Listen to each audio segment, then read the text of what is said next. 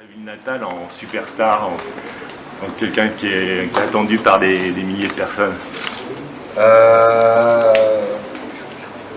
Bon, ça va, j'ai un détachement, j'ai toujours un détachement aujourd'hui, même avec l'UFC, avec la foule de l'UFC, les stades, les médias, les choses comme ça, j'ai un certain détachement. Donc bon, voilà, ça me procure pas non plus du stress ou des choses comme ça, ou bien je n'ai pas le melon ou quoi que ce soit, mais par contre, ça me fait chaud au cœur. Par contre, ça me fait vraiment plaisir de voir que j'ai un réel soutien de ma ville natale. Enfin, j'ai un réel soutien de ma ville natale et un vrai intéressement. Et ça me fait plaisir justement de pointer du doigt un peu ce sport-là qui était encore mieux connu il y a quelques temps. Une deuxième question, ce sera la dernière. Vous levez vos mains, hein. La dernière. Vous êtes un super ambassadeur pour la ville. On entend parler de La Roche-sur-Yon de plus en plus grâce à vous. Eh oui. Et je me demandais s'il y avait quelque chose de prévu avec la ville de La Roche-sur-Yon, un partenariat ou, je sais pas, une position officielle.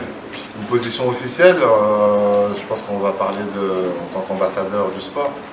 Des choses comme ça, oui, ça c'est largement possible. Mais en tout cas, représenter La Roche-sur-Yon, pour moi, c'était important. J'aurais très bien pu mettre Paris sur ma fiche. Quand je fais mon entrée dans le couloir de la mort pour aller vers la cage, etc. Donc j'ai une fiche qui se présente. Cyril Gane, originaire de... C'est même pas marqué originaire, c'est marqué Cyril Gane, La Roche-sur-Yon. Comme si j'étais encore à La Roche-sur-Yon, etc. Et ça, c'est moi qui le veux. C'est un petit cadeau, c'est rien du tout. C'est un petit geste, mais ça me tient à cœur. Allez-y. De La Roche-sur-Yon. Vous connaissez? Ouais. Évidemment. Vous êtes invité. Je voulais savoir comment gérer la pression, parce que ce match-là était peut-être un peu plus médiatisé pour le coup, évidemment à La Roche-sur-Yon, mais au niveau national, on a vu quand même pas mal de campagnes nationales et les médias en parlaient. Est-ce que ça vous a fait un petit quelque chose avant, ou c'était comme tous les autres matchs Ben, comme j'ai pu dire, pas du tout. Pas du tout, j'ai la chance, vraiment je pense la chance d'avoir un détachement avec tout ça. Peut-être parce que je prends ça sur le côté plutôt amusement. J'essaie toujours d'enjoy le process, de faire en sorte qu'il n'y ait que des bons côtés dans ce parcours de vie. Bien sûr, c'est un sport super vraiment à part, intégrité physique, mise en jeu, médias, un certain stress, faire quelque chose d'inhabituel, se battre, c'est quand même voilà, un rapport à la violence, etc. Mais pour le coup, moi, avec tous ces à côté, j'ai un réel détachement. Et le fait qu'il y ait eu beaucoup plus de médiatisation, et je pense que tout le monde a pu le remarquer, a pu le sentir, c'était palpable, pour autant, ça ne m'a rien rajouté. De la même manière que c'était mon ancien partenaire d'entraînement, qu'on a déjà sparé quelques fois, ça n'a rien ajouté. De la même manière que c'était le champion, que c'était pour la ceinture, et que c'est l'un des combattants les plus monstrueux de la catégorie, ça n'a strictement rien ajouté non plus. Donc j'étais super content. Et puis c'est des questions qu'on s'était toujours posées, le fait que j'ai eu une carrière aussi rapide. On s'est dit, bon, à un moment donné, on va tomber sur un os, on ne va pas savoir qu'est-ce qui va faire qu'il va douter, qu'est-ce qui va faire qu'il va avoir peur, qu'est-ce qui va faire qu'il va perdre ses moyens, à quel moment ça va arriver. Et on se rend bien compte que finalement on a fait toute la route et c'est jamais arrivé, donc je pense que sur ce côté-là on est assez serein. Okay. Je pose ma deuxième question du coup. Oui, je vais vous avouer que c'est la première fois que j'étais sur Twitch hier. moi aussi. Et c'est grâce à vous, donc je voulais voir si, personnellement j'ai trouvé ça vachement sympa. Je voulais savoir qu'est-ce qui était prévu par la suite, parce que c'est aussi un autre axe pour se faire connaître que le MMA. Et voilà, la première fois que moi j'y étais, j'ai trouvé ça plutôt bien. Et du coup, est-ce qu'il y a des choses qui vont se faire par la suite Personnellement, je prends ça très, très au sérieux. Je veux vraiment prendre cette chaîne-là très au sérieux. Donc moi non plus, c'était la première fois. Ouais. C'est-à-dire que j'avais jamais été, ne serait-ce que sur une autre personne connue sur Twitch, j'avais jamais regardé un live de Twitch. Bon, pour le coup, j'y ai participé. C'était le mien et c'était mon lancement de ma chaîne Twitch. C'est quelque chose, Twitch à la base ça a été créé pour le gaming. Des gens qui streament et qui jouent en live pour des fans de certaines personnes, fans de jeux, etc., etc. En fait, il s'avère que ça s'est vachement démocratisé, surtout pendant la pandémie, au début de la pandémie, etc. Bref, tout ça pour dire que moi j'ai toujours joué aux jeux vidéo et qu'on joue plutôt pas mal aux jeux vidéo en ce moment avec une team sur FIFA. Et donc on s'est dit, bon, avec la notoriété, etc., pourquoi pas. Pourquoi pas. Et au final, on a fait donc, cette première qui était hier soir. Et ça a été un réel succès. On a eu des records, d'audience. Ouais, je pense aussi. On a eu des pics à 22 000 personnes en direct. Bon, apparemment, c'est des chiffres de fou, je ne me rends pas bien compte. Apparemment, c'est des chiffres de malade. Et au fur et à mesure, ça a duré peut-être 4 heures le live, donc c'est assez long. Et genre, dans les derniers instants, il y avait encore 7-8 000 personnes. Donc c'est énorme, apparemment, c'est vraiment énorme. On était top 2 de France parce que top 1, il y avait un tournoi. Il y avait un tournoi sur League of Legends, le jeu le plus joué sur la planète Terre. C'est pour ça qu'on arrivait en deuxième position en France. Et sinon, on était 24e mondial, je crois. En termes d'audience, c'est assez surprenant, quoi. Donc, pourvu que ça dure, mais au-delà de ça, ça va être vraiment un axe où je vais vraiment. Parce que c'est vrai que là, je suis dans les médias, c'est assez particulier, etc., etc. Là, je vais être chez moi et je vais partager mon quotidien avec des gens qui ont envie de partager mon quotidien, parce que c'est vrai qu'on m'a reproché de ne pas assez partager sur les réseaux, de ne pas assez montrer ma vie, etc., etc. Là, pour le coup, je vais créer une proximité avec mes fans, et ça va être cool. Je pense que ça va être cool. Déjà, hier, c'était vraiment cool. Je pense qu'on va continuer comme ça, je pense que ça va être cool. Merci, super. David Felipeau. À chaud, se désoler, c'était... À chaud, se désoler, c'est un mélange de sentiments, c'est un mélange de déception. C'était un mélange de... Je ne sais pas vous faire ce que j'avais envie de vous offrir, quoi. J'avais un but, c'était de gagner ce combat-là. Comme je dis, le but, il n'était même pas d'avoir vraiment la ceinture. Bon, ça aurait été cool d'avoir un objet, un petit bijou à présenter et à partager pour les photos. C'est toujours bien. Mais d'apporter cette victoire-là, c'était vraiment un... Je suis vraiment comme ça, je suis dans le partage. Clairement, c'est que je suis dans le partage, en fait. Je fais ça pas que pour moi. Je fais ça bien sûr pour manger, mais pas que.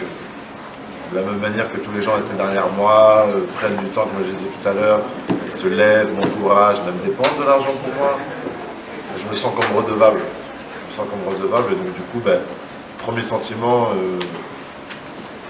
après la dernière seconde de combat que je retourne dans mon camp, je vois une grosse caméra qui me braque, je sais que tout le monde me regarde à ce moment-là, et j'hésite à le dire, mais je le dis, désolé. Et après coup, désolé, c'était un peu fort parce que je pense que j'ai pas si déçu que ça. Je pense que ça a été. Je pense que les gens ont pris conscience que j'ai commencé le MMA il y a 3 ans et demi et que le parcours que j'ai fait n'a jamais été fait au monde. En fait. Commencer les arts martiaux et au bout de 4 ans, faire ce que j'ai fait, ça n'a jamais été fait. Ça a été une très belle soirée. On s'attendait à du spectacle, il y en a eu. Les gens avaient peur parce qu'on ne savait pas trop l'issue du combat. Face à moi, c'était un monstre.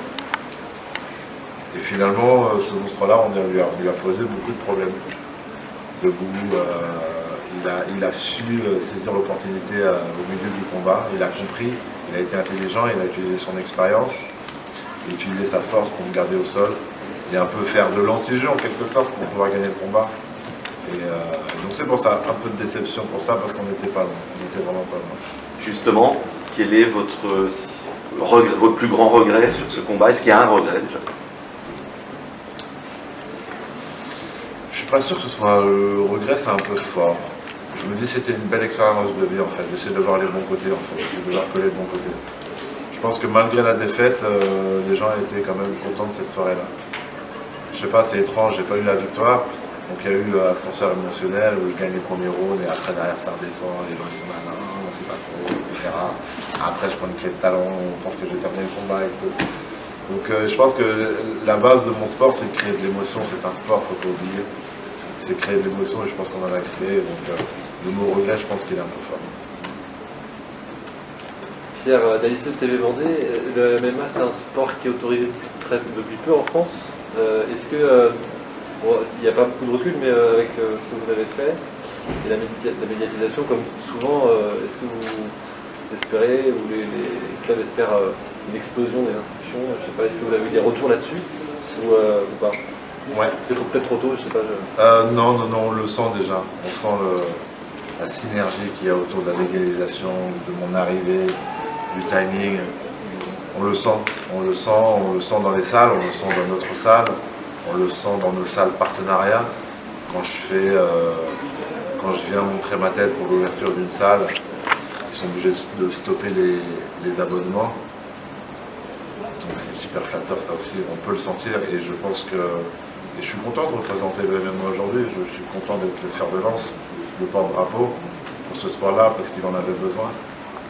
Notamment en France, où on a très peur. Tout ce qui est. C'est pas la culture française, le trash talk. Le sport de combat n'est pas forcément phare en France. Il a été un petit peu Canal+, a essayé, et très vite c'est un peu sorti des radars. Et donc revenir avec une belle image, parce que j'ai l'impression de présenter une belle image. J'ai l'impression, et je pense que les gens me suivent, pour ma personne avant même de me suivre, pour mes résultats. Et donc je suis content d'apporter ça, et je pense que le timing est très très bon. Et donc on arrive à le sentir. En l'occurrence, oui, en France, le MMA gêne à développer le MMA en France, c'est certain. J'ai pas la prétention de dire que j'ai envie de transmettre quoi que ce soit. J'ai pas la prétention de dire que je suis un bon modèle sur tous les plans, etc. J'ai juste envie de partager.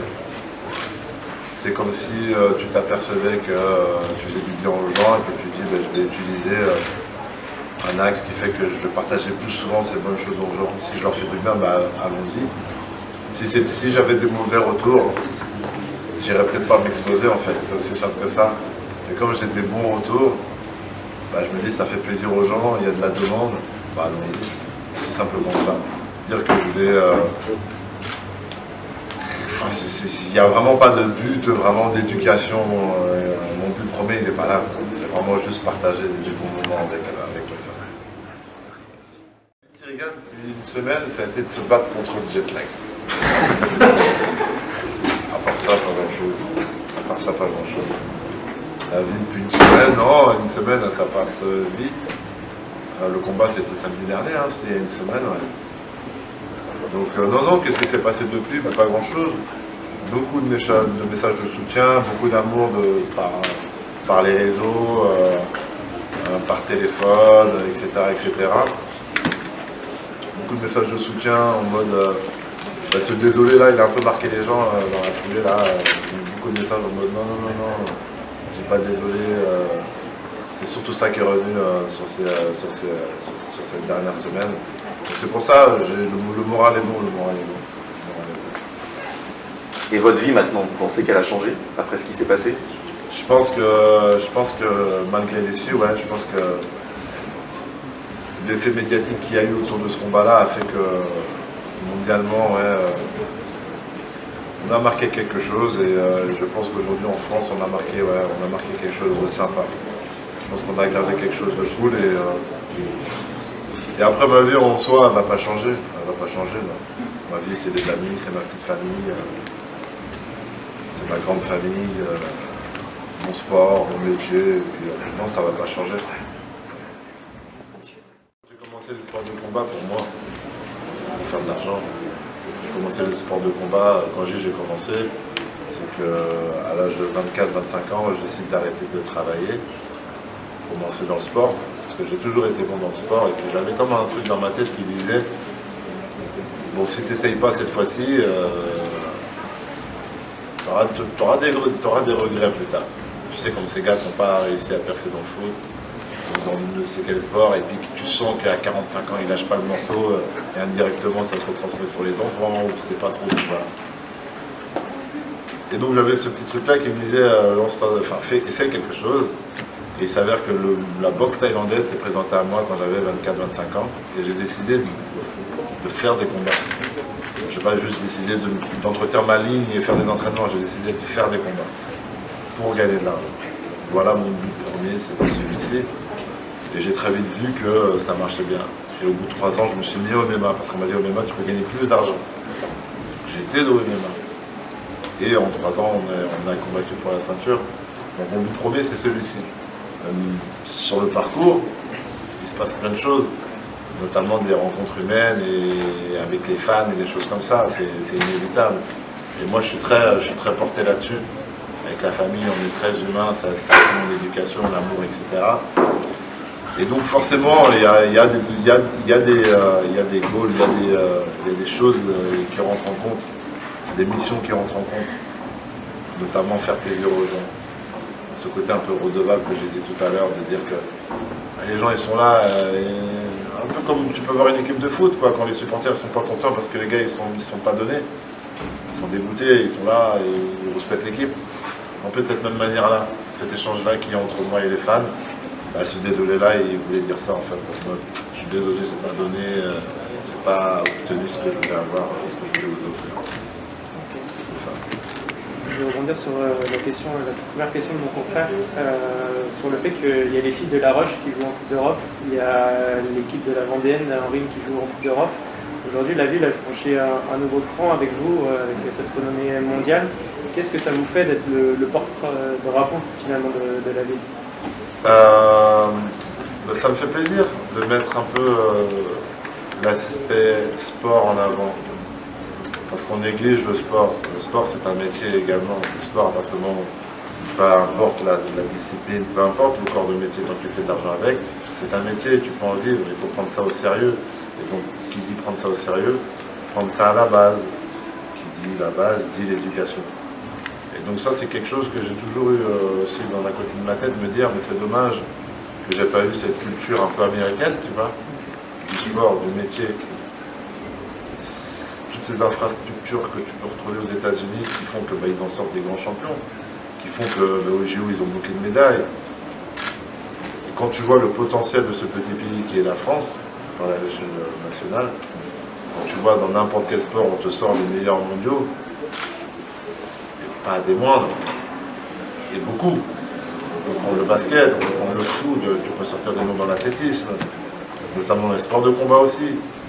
En France, on a un réel potentiel. Je pense qu'on a, et paradoxalement, on a un réel retard en termes d'infrastructure. Donc le fait d'être porte-drapeau, moi, si je peux impacter quelque chose, je pense que ce sera cet aspect-là. Donc vraiment, ça, c'est quelque chose qui me donnera envie de... J'aimerais bien être missionné de ça. J'ai une dernière question. Après ce que tu as fait la semaine dernière, Le MMA n'est pas encore connu en France. Excusez-moi du terme, mais chez la ménagère. Aujourd'hui, la personne qui est un minimum connectée sur les réseaux a été débordée, de pubs sur ce combat-là, que ce soit sur Snapchat, Instagram, etc. C'est la dernière fois, on se baladait et on parlait avec une personne qu'on venait de rencontrer, on lui a demandé t'as vu, il y avait un combat ce week-end je suis pas du tout les mêmes, mais oui, j'ai vu ça sur les réseaux, j'ai vu qu'il y avait un combat. Je dis à la personne, c'était moi, tu vois. Mais genre, les gens ont été inondés par ce combat-là, il y a eu une hype monumentale. J'ai vu ma tête sur les écrans de Times Square. J'ai vu ma tête sur les affiches géantes, je ne peux même pas dire du combien par combien, sur le périph' parisien, des choses comme ça. Il y a eu vraiment un engouement absolument fou. Et donc, au début de ta question, je ne m'en souviens plus. Non, c'était des petits messages de sportifs connus. Exactement, donc tout ça pour dire qu'en fait, aujourd'hui, des politiques, des messages en privé de politique, des messages en privé d'artistes, d'acteurs, de tout ce que tu veux. Absolument tout ce que tu veux. Et ils ont capté un peu l'ambiance, l'énergie que j'avais envie de donner. Et donc j'ai eu un énorme soutien de partout, vraiment de partout. Vraiment, et ce qui est drôle, c'est que ce sport-là, c'est marrant, c'est drôle, je ne sais pas si c'est l'addition de ma personnalité et de ce sport-là, le côté un peu paradoxal qu'il y a entre mon image et l'image de ce sport-là en règle générale fait que les gens s'attachent beaucoup à moi ou à ce sport-là. Et ils ont une réelle estime. Je pense que le combattant inspire. Je pense que vraiment, en règle générale, le combattant inspire. Je pense que tout le monde ne peut pas être combattant. Vraiment. Comme tout le monde ne peut pas être non plus sportif de haut niveau, footballeur, etc. hein. Mais le combattant, je pense qu'il inspire à quelque chose de différent des autres sports. Et donc, du coup, tout ça fait que j'ai vachement ressenti, on peut sortir les noms, mais de très grandes personnes, notamment dans la politique également, me soutenir. Et ça, c'est sympa.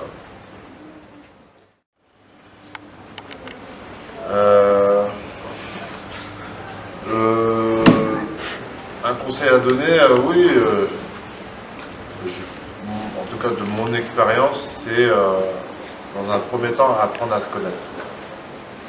Beaucoup de gens ne se connaissent pas. Beaucoup de gens ne savent pas trop où ils veulent aller. Moi j'ai eu du temps. Personnellement, moi j'ai mis vraiment du temps. Parce qu'on ne m'a pas trop aidé non plus. j'ai pas bien compris dans quoi j'étais bon. En gros, je le savais, mais pour moi, le sport, c'était pas un métier. Tu devais faire autre chose, quoi. Donc apprendre à se connaître, déjà ça aidera à savoir dans quoi est-ce que je vais aller mettre de l'énergie. Et ensuite, croire en soi. Croire en soi et puis faire bien les choses, être discipliné, bien s'entourer en fonction des domaines. Mais apprendre à se connaître, un travail sur soi-même. Apprendre à se connaître et surtout sur sa confiance également, parce qu'au final, on est tous capables d'accomplir de très belles choses. Sur un plan purement sportif, ce sont quoi les prochaines échéances? Prochain échange, j'en ai encore aucune idée. A priori, ça ne devrait pas se jouer entre beaucoup de personnes. On fait partie maintenant du carré d'or.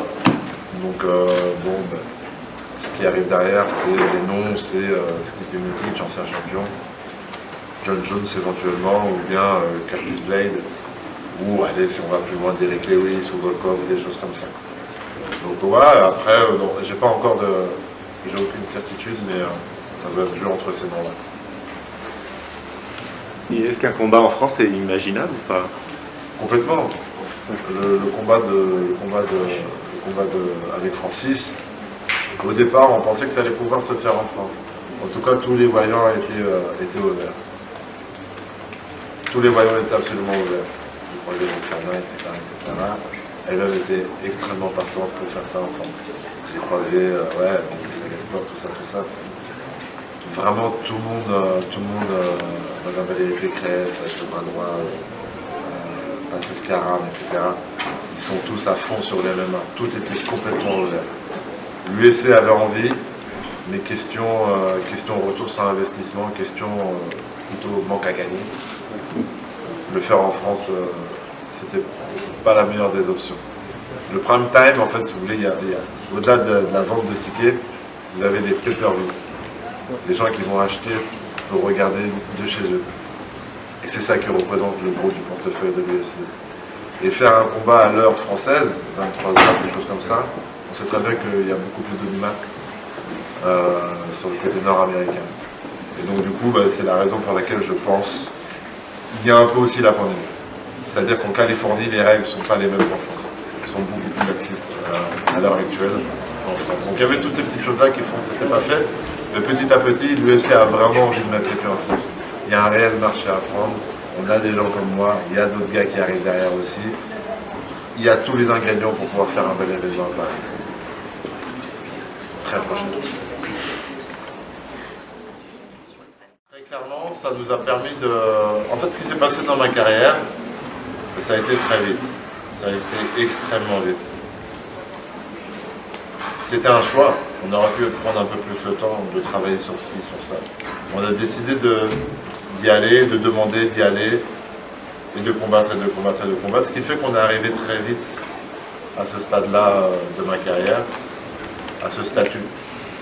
Maintenant, on va prendre le temps. Maintenant qu'on est arrivé là, on s'est installé, on est bien installé, on va prendre le temps de monter les curseurs. D'être meilleur. Les gens parlent beaucoup de la lutte pour ce combat-là, mais c'était plus une question de force au final. Donc on va monter le curseur force, on va faire un peu plus de beaucoup plus de musculation. Beaucoup plus de musculation, on va faire beaucoup plus de sol. On va prendre le temps de prendre le temps de faire des choses, d'apprendre des choses, de se perfectionner là-dedans. Donc c'est pas uniquement par rapport à ce combat-là et les éventuelles faiblesses, mises à jour, etc. C'est vraiment par rapport à tout. Le fait qu'on n'a pas eu le temps avant, maintenant on va prendre le temps. Et j'espère que ça va faire du bien. Dernière question, excusez-moi, dernière question. Il y a des gens dehors en fait qui nous ont demandé si vous aviez l'intention de faire une revanche. Moi j'aimerais bien la revanche. Parce que, comme j'ai dit tout à l'heure, j'aimerais bien la revanche par rapport au côté sportif. Parce que je me dis c'est un challenge. Voilà. J'ai relevé tous les challenges et celui-ci en quelque sorte, même si je l'ai relevé qu'à moitié, il y a quand même un petit coup de frustration. Donc j'aimerais bien pouvoir refaire ce combat-là et essayer tout simplement de faire mieux. tout simplement, juste pour faire mieux. C'est ce que j'ai fait. Donc moi j'aimerais bien mon roche. Merci à tous.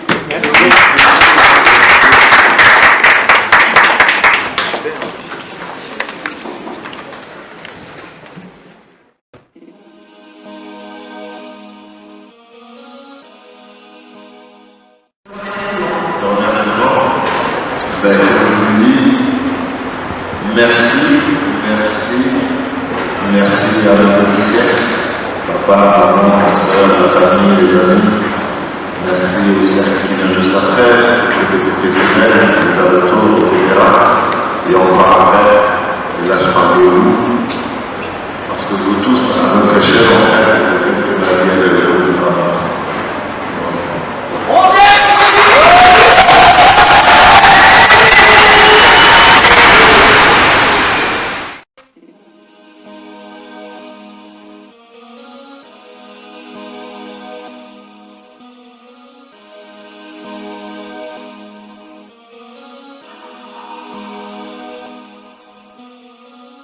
Vanessa, avant tu ne parlais que de moi.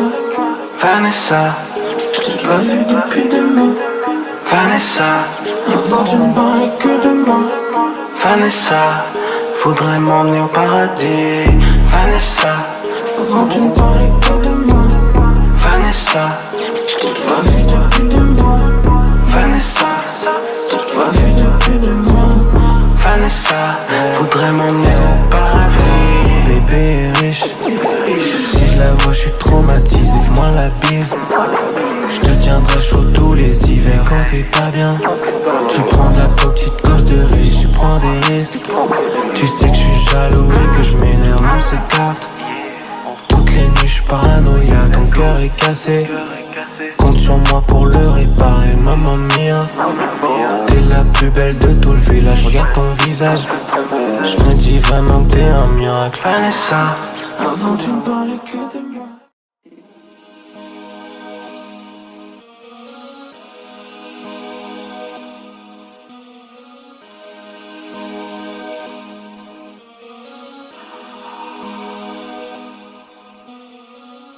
Vanessa, avant tu ne parlais que de moi. Vanessa, je t'ai pas vu depuis 2 mois. Vanessa, avant tu ne parlais que de moi. Vanessa, faudrait m'emmener au paradis. Vanessa, avant tu ne parlais que de moi. Vanessa, je t'ai pas vu depuis 2 mois. Vanessa, je t'ai pas vu depuis 2 mois. Vanessa, faudrait m'emmener au paradis. Bébé est riche, si je la vois je suis traumatisé, fais-moi la bise. Je te tiendrai chaud tous les hivers quand t'es pas bien. Tu prends ta petite cause de riche, tu prends des risques. Tu sais que je suis jaloux et que je m'énerve, on s'écarte. Toutes les nuits je suis paranoïaque, ton cœur est cassé. Compte sur moi pour le réparer, maman mia. T'es la plus belle de tout le village, regarde ton visage. Je me dis vraiment que t'es un miracle. Vanessa, avant tu ne parlais que de moi. Vanessa, je t'ai pas vu depuis 2 mois. Vanessa, avant tu ne parlais que de moi. Vanessa, faudrait m'emmener au paradis. Vanessa, avant tu ne parlais que de moi. Vanessa, je t'ai pas vu depuis 2 mois. Vanessa, je t'ai pas vu depuis 2 mois. Vanessa, faudrait m'emmener au paradis. Mais dis-moi toi qui c'est tout, c'est quoi ce suçon dans le cou? Tu sais que j'ai le démon en moi, tu sais que tu me laisses pas le choix. Donne-moi le prénom de ce gars, je vais le mettre dans un sale état. Et tu me dis peace, mon cœur, mais tu me brises le cœur. Et les keufs prennent mes empreintes. Bébé, je voulais te mettre enceinte. T'es trop sexy quand tu pointes. Je voudrais te faire du sale dans la tente. C'est trop compliqué pour l'oublier, j'y pense encore. Et je me suis sali les mains, maintenant je suis dans la merde. Vanessa, Vanessa, avant tu ne parlais que de moi. Vanessa, je t'ai pas vu depuis 2 mois. Vanessa, avant tu ne parlais que de moi. Vanessa, faudrait m'emmener au paradis. Vanessa, avant tu ne parlais que de moi. Vanessa, je t'ai pas vu depuis 2 mois. Vanessa, je t'ai pas vu depuis 2 mois. Vanessa, yeah.